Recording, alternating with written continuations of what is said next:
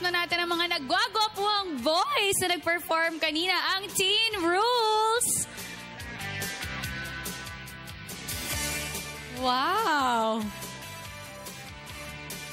Asan na yung camera? Akala ko babalik sa akin. Alright. Hi guys! Welcome to Good Morning, Boss. Good morning. Alright, to start off, ang gwapo nyo naman. Can you please introduce yourselves? Hi, I'm Kenzo Martini Yamauchi po. I'm 14 years old and I study at Colegio de San Lorenzo po. Hi, I'm Benji Descapre and I'm 13 years old. I'm Martin Luigi Venegas. I'm 12 years old. I'm Armando Lapo Jr., 12 years old.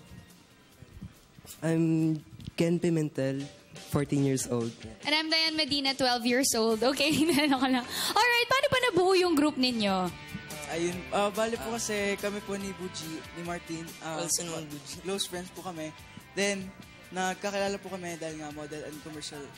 Tapos naisipan yung bumuo ng isang grupo. Bakit Teen Rules? Teen Rules po dahil karamihan po ngayon sa amin, kasi teens. Teens Kaya sa tingin po namin, Parang rule. Wow! Alright, syempre dahil kayo ang magro-rule ng mundo. Ano bang mga projects nyo ngayon? Would you like to invite our viewers? Ayun Check nga. out if you have any Facebook fan page. First of all, may ano po kami. Yung advocacy film na Palo. Maabangan nyo po yan sa mga school. Pupunta po kami dyan. Under po siya ng MSV Entertainment Productions kay Tita Monet C. Venegas. bali po Yan yung kay Tita. palo na yun, tungkol po yun sa anti-hazing po. Kasi nga po, nowadays po madami pong hazing na nangyayari. So, yun po, advocacy po yun. Alright, so meron ba kayong mall shows or saan ba nila kayo pwede Ano makita? po, first po, ano lang po, sa schools lang po. Then, Sa schools eventually muna. po siguro sa malls. Alright, so mamaya mas makikita pa natin ang inyong ibang performances. Ngayon naman, balikan natin muna si Carla at si Aljo. Thank you, Miss Dayan. So, happy weekend lahat, panahon na para po magkaroon tayo ng yung bung may sustansya ng family bonding na gagawin po natin. Explore healthy options, Miss Carla. Tama, again, National Family Week will kick off this weekend po. Kaya sana make time with your family. Don't forget to go to church on Sunday. Yes, that's right. And of course, just to wrap up today's episode, ang bilis talaga matatapos na tayo at weekend na naman bukas. Pinag-usapan kanina ang patungkol sa Pasig and Marikina River kung saan ang DPWH po ay mga projects, rehabilitation projects para po mas mapaganda pa at ma-improve ang Pasig River. Meron po silang proyekto na tinatawag na Pasig Gandahan na sana po supportahan po ng mga mamamayan.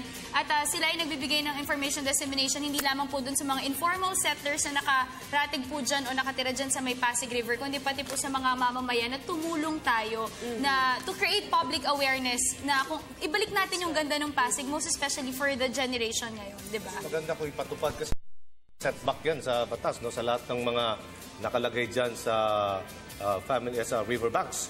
Bawal talaga yung mga informal settlers dyan. Kasi yun ang isa sa mga malaking nagko-contribute po ng basura dyan po sa ating pinakamamahal na Pasig River. So, alam mo yung Pasig River, pwede natin yung gawing alternative route, di ba? Kung maaalala, di ba, meron tayong ferry boat. Ngayon daw, nakahinto muna siya. Exactly. Kaya dapat talaga ayusin, mapaganda pa ulit ang Pasig River para madaanan ulit natin, makita ulit natin ang ganda ng Pasig River. And again, National Family Week, kanina na pag-usapan namin ni Sir Alzo yung katropa.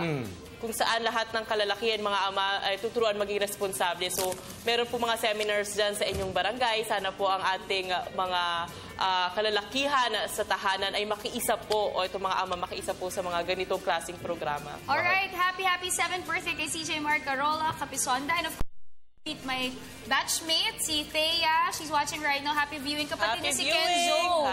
Yung isa sa Teen Rules. And hi to Tita Trisha, ang kanilang mommy na nandito ngayon. Wow, very pretty. Very stage mom talaga. Very supportive. Alright, and po nagtatapos sa isang oras natin pagsasama na punong-puno ng balitan at impormasyon. Magsama-sama po tayo muli sa Lunes. Same time, same channel. Maraming salamat. Ako po si Diane Medina. At ako lang po si Carla Paderna. Again, happy viewing kay Tita Maluna. Andito ngayon sa ating studio, Tito Dick. And of course, our relatives from Tabaco, Albay, Naga. And again, tomorrow is my mom's 40th. So para po sa mga kaibigan, UST Med friends, and of course, kanyang mga St. Ignatians na friends, meron po tayong onting celebration, onting mass, and then merienda cena po sa may Christ the King Erod sa Divine Word Columbarium po. Sana po isa po kayo, makapunta po kayo bukas. Okay, so magsama-sama na naman tayo ulit, ha? Next week, Monday to Friday, 7 to 8. Aljo Bendio, dagang kayong salamat. Dalay ko ng Diyos. Balikan muna natin, ha? Ang Teen Rules.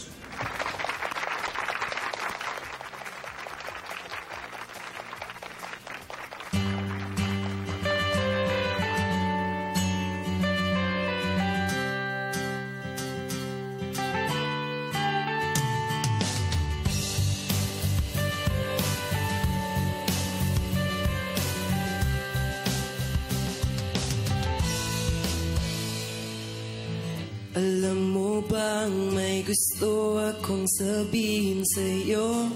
Magmula nung nakita kay naakit ako. Simple lang na tulad mo ang pinapangarap ko. Ang pangarap ko. Kaya't sana'y maibigan mo ang kong ito para sa'yo. Dahil simple lang ang pangarap ko, malinang katulad mo, sana ay mapansin mo.